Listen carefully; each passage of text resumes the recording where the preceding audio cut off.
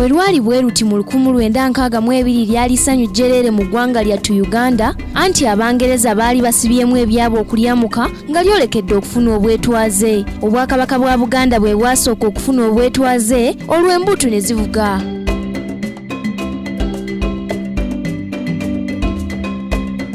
Uganda yali yakamala emyaka 68 ng'efugibwa Bakyeruppe. Yafugibwa abafuzi b'amatwale 12 okuva mu mwaka gwa 1910 okutuuka mu 1962, wabula nga kuba ne yasinga okumanyibwa Uganda yali Sir Andrew Cohen olw'ekisa kye n'enkyukakyuka ey'omuggundu gye yaleeta mu Uganda, omusomesa omutendeke era nga yafaayo nnyo ku misaayi gya Uganda.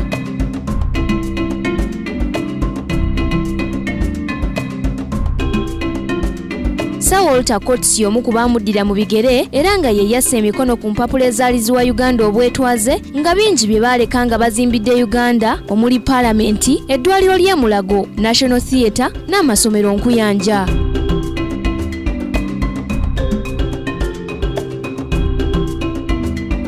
Ssekabaka Edward Muteesa II ye yasooka okuba pulezidenti wa Uganda, n'addirirwa abalala 8 okuli Apollo Milton Obote yasooka, General Idi Amin Dada, Yusuf Kironde Lule, Godfrey Lukongwa Binaayisa, Paul Muwanga, Apollo Milton Obote II, General Tito Okello Lutwa, n'addirirwa Yoweri Kaguta Museveni era nga ye pulezidenti kati.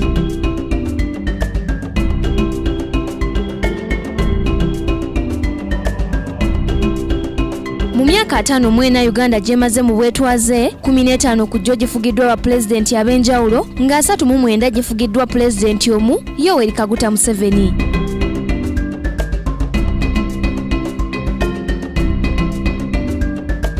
Ku lwa Kingdom TV, Nasaka Joweria, amalindirire. This is Kingdom TV.